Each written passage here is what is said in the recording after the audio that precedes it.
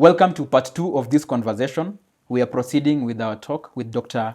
Daniel Mwenda Mailutha, Chief Executive Officer, Kenya National Federation of Farmers, and we are talking about the role of the Federation at the Sustainable Food Systems Project, an initiative between KENAFF, WHH, and ADS Western in Western Kenya, counties of Kakamega, Bungoma, and Siaya, looking at how farmer issues in Western Kenya are being projected and how also we are able to make sure there is sustainable food production, sustainable food consumption, as we mind about the environment, taking care of our climate, our environment, while producing food, attending to nutritional needs of our country, our communities, and also making farmers at the center of the whole implementation strategy.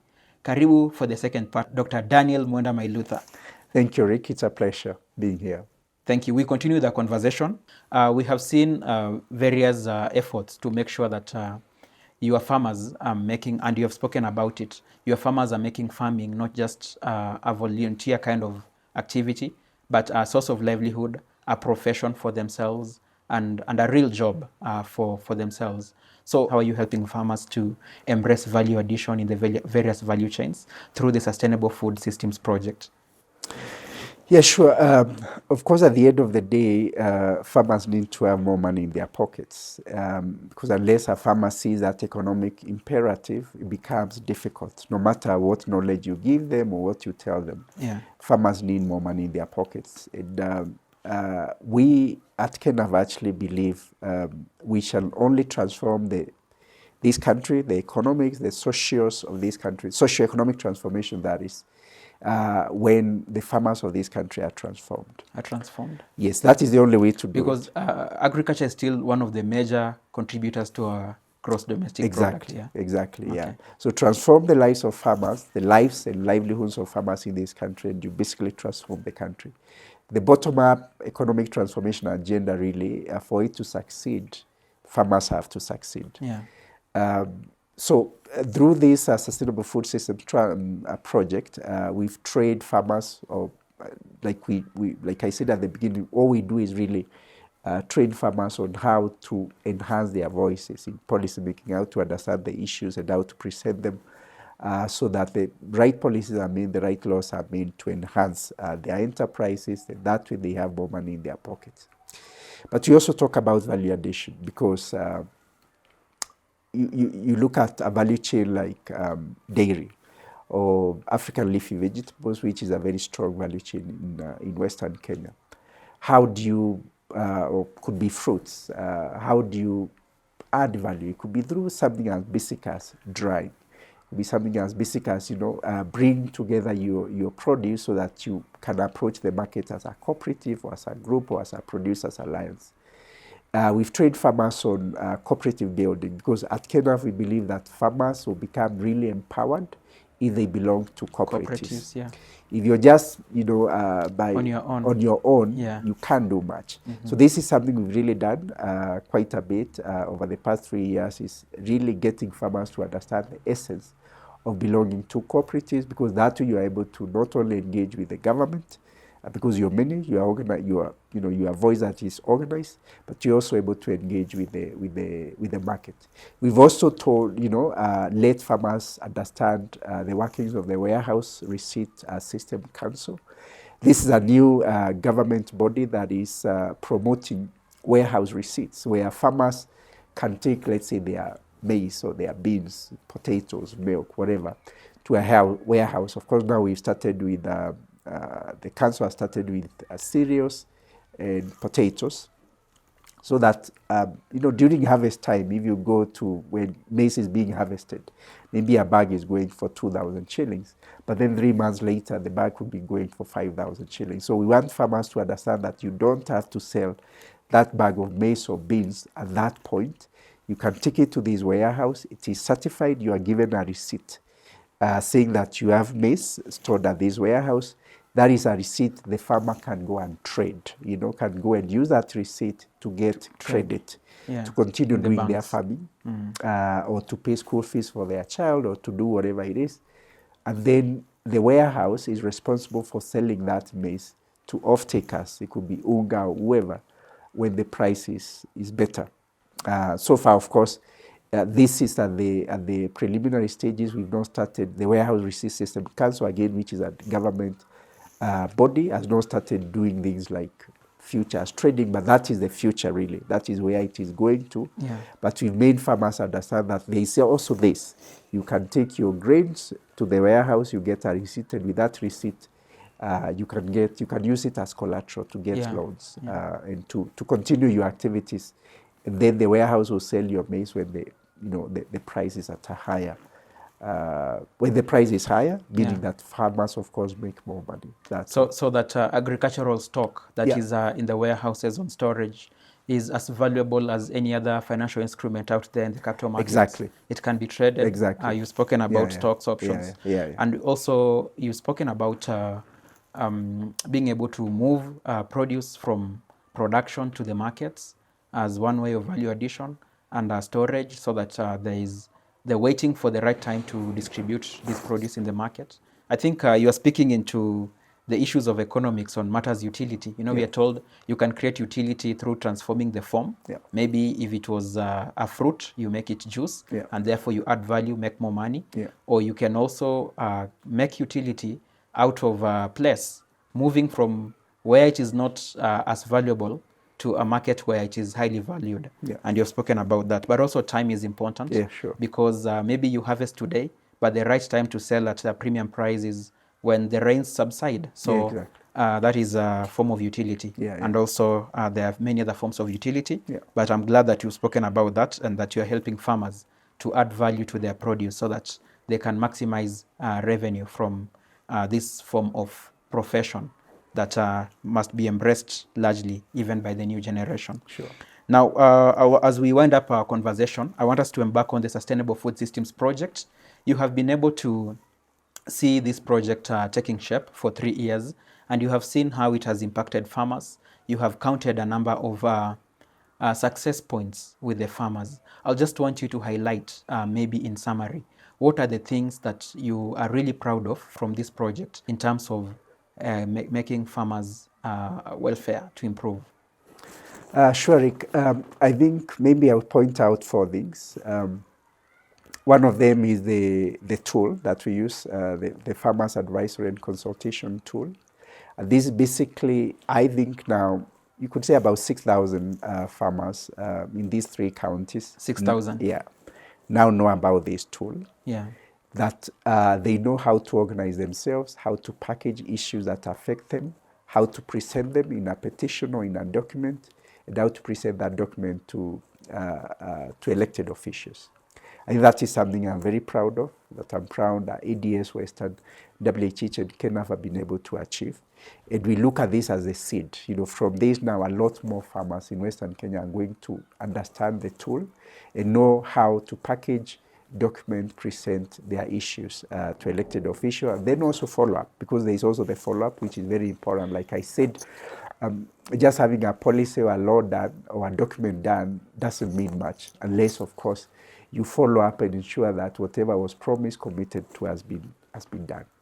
Number 2 is this idea of multi-actor approach. I do believe that farmers now know that you cannot do it alone. Whatever it is that you are addressing, you must bring all actors together. You need the government, the county government in this matter, the different departments at the county level. You need the farmers' organization. Of course, there's a KENAFF branch at the county level. It is the cooperatives. It is other community-based organizations that are addressing different issues, be it health, be it water, be it whatever it may be that is affecting the farmers at that level. It could be media. Media is very important, actually. And that is something a lot of people overlook, but the media is important, that they help spotlight issues, create publicity, and also support farmers, hold elected officials into account. The other development partners, maybe not as big as WHA, but the other development partners at the county level. So the understanding that we need all these people together, acting as one for the common good. I think this is something that the farmers have been able to understand over the past 3 years in the 3 counties. The other one is what we call farmer-driven climate action. Farmer-driven climate action. Climate action. The understanding that farmers themselves also have a role to play. You know, a lot of times farmers will say, government do this, government do that, or the government is not doing this or that. Yeah. So they understand that you as a farmer also has a role, You have a role to play. Yeah.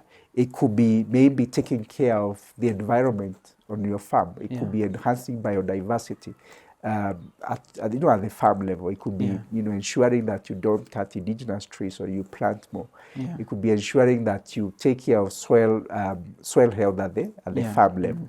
Maybe digging trenches if soil is being carried off during the rainfall. Rain harvesting. Exactly. Rainwater harvesting. Rainwater harvesting. Exactly. Yeah. So I do believe that farmers have understood, at least these 60,000 that we worked with, that you also have a role to play in building resilience against climate change. This is what we are calling farmer-driven climate action. Then the last thing is the role of young people in food systems transformation. We've talked about value addition, we've talked about market linkages, we talked about provision of technical advisory service, which is extension services. So we've also made it clear that young people can be involved in the sector, not necessarily at the production level, but there are so many other services that young people can offer. Because we've seen that they are tech savvy, they are excited about innovation and technologies. They can use that to provide these extension services to the farmers. Yeah. They can use their tech savviness to do things that farmers really will not be able to do without these young people. They are able to help farmers understand, if you have African leafy vegetables in Kakamega or Bungoma, instead of selling at the local market, because they can go online and look at, if you take your vegetables to Nairobi or Nakuru or Mombasa, you're able to fetch better prices. Better price. So the role of youth really in food system, and they have the energy to keep going to do that. Yeah. So the role of young people in supporting food system transformation is something I believe we've also been able to really clearly identify as something that farmers can learn from, that you have resources here. They may not really be producing. They can produce, yes, but there are so many other services that they can support the farmers with. Yeah. So those are some of the 4 highlights, I would say, I'm proud of. Yeah, of course, and many others. In running such an extensive project, there are many things to count on. True. But always it's good to just take stock, behold the beautiful views you have created along the way, and keep going. Yeah. And maybe just talk about nutrition also. I know farmers are at the center of well living for the whole country, because they determine what we consume. Sure. And you've spoken about, you've touched a little bit about contributing to healthy eating, I think consumption habits. Maybe you can just highlight how you have been able to help farmers embrace a nutritious kind of production, so that we are not just having access to staple food as a nation, but through your initiative, through KENAFF, farmers are mobilized to produce macronutrients and micronutrients that would otherwise be ignored if there was no proper mobilization through KENAFF and your partner organizations. Yeah, sure. I mean, food and nutrition security is a very important imperative, because that is the basic, really, building unit for any functional society. So here at KENAFF, we have something called the food and nutrition practice. The food and nutrition practice has 2 nutritionists who work to, every year, not every year, every month we publish what we call the KENAFF monthly report. KENAFF monthly report, month on month. Yeah. Monthly. It comes out on the 3rd of every month. And then every quarter we have... So you publish it on your website? Yes, on our website. We send to our members, our partners. Okay. On social media. Yeah. And the food and nutrition practice is basically to always remind farmers that it's never about the quantity, It's also about the quality of the food that you're eating. They advise on different ages, even if you have children who are below 5, if you are a young person like you and the others, if you are, childbearing age, if you are this age, what kind of nutrients do you need? This is something that we are very proud of, to be passing on this information. To our members, we also have something we call Farmers Wellness Clubs. These are at the grassroots level. Farmers Wellness Clubs look at farmer wellness on, comprehensively. So it is physical health, it's emotional health, it's financial health, it is environmental health, every really, what makes a farmer well, yeah, sound. it's sound, from all angles.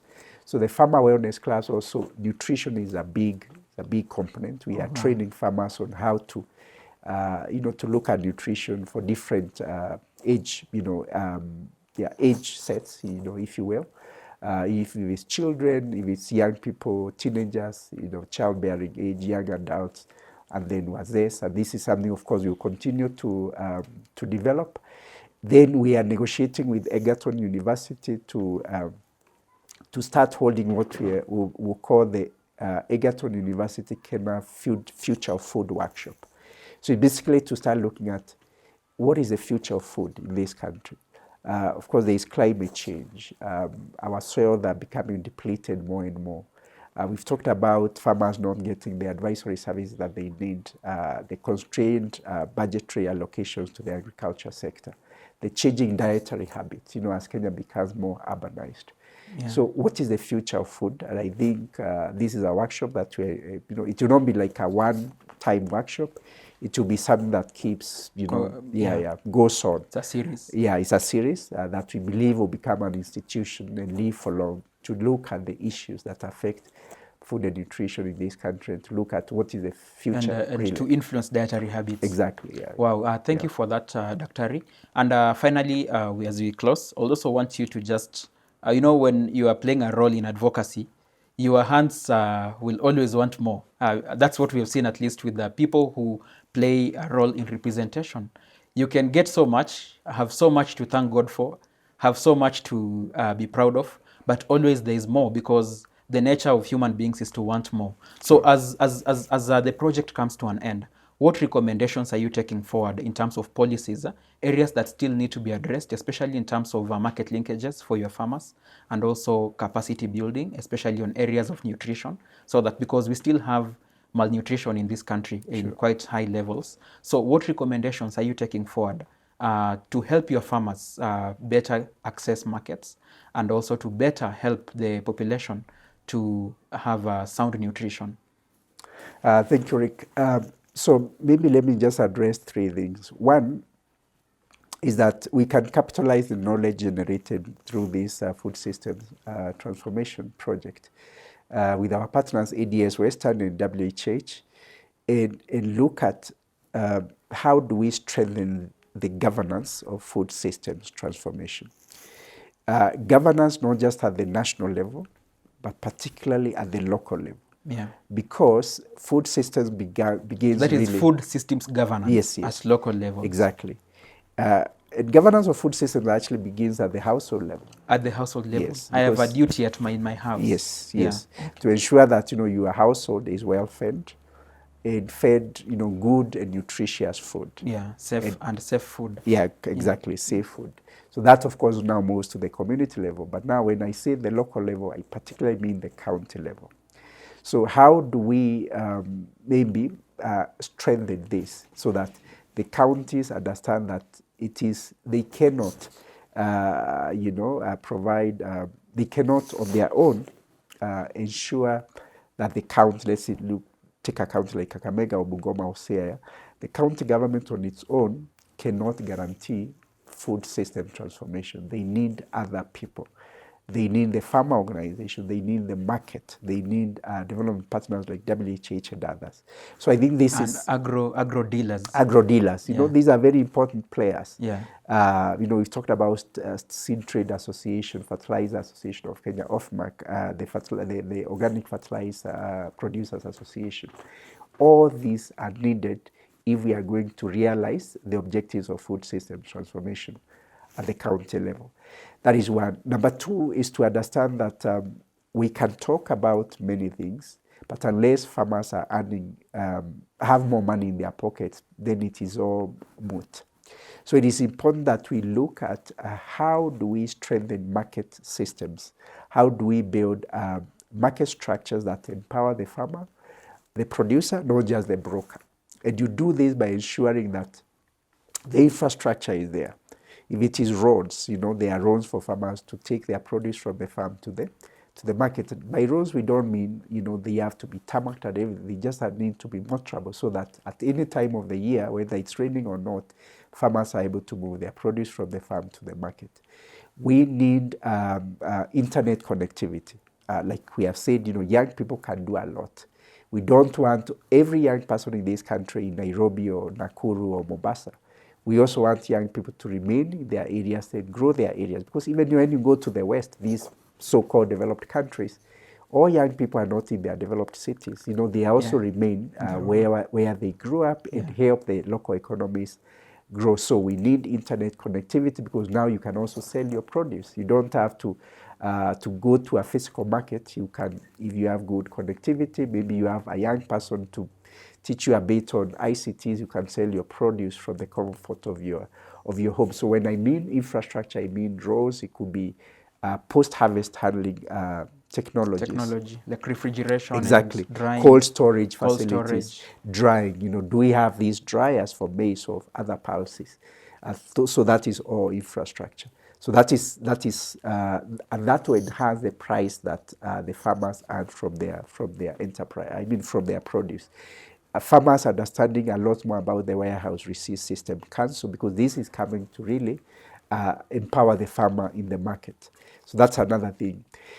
The other thing is financial inclusion, and maybe you could look at the first point that I pointed. I've highlighted on multiple actors.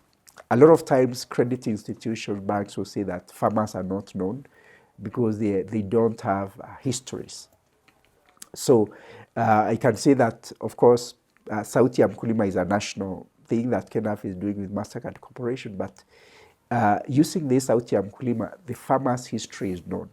So you can show that, in this year I produced this much, I sold here, I bought these inputs, I paid this for labor, a farmer does not have to have a pay slip like people who are employed, but using this platform, they can show that this is my production, this is how I trade, and that way they are able to access a credit to enhance their enterprises. So financial inclusion, I think, is something that... And they can achieve this through the cooperatives and also the banking and commercial banking sector. Yes. Yeah. So this is something that I think, using this precept that we cannot do this alone, we need all actors together, we can look at ways of how do we enhance financial inclusion for farmers, because that will also support this second one on markets, farmers having more money in their pockets.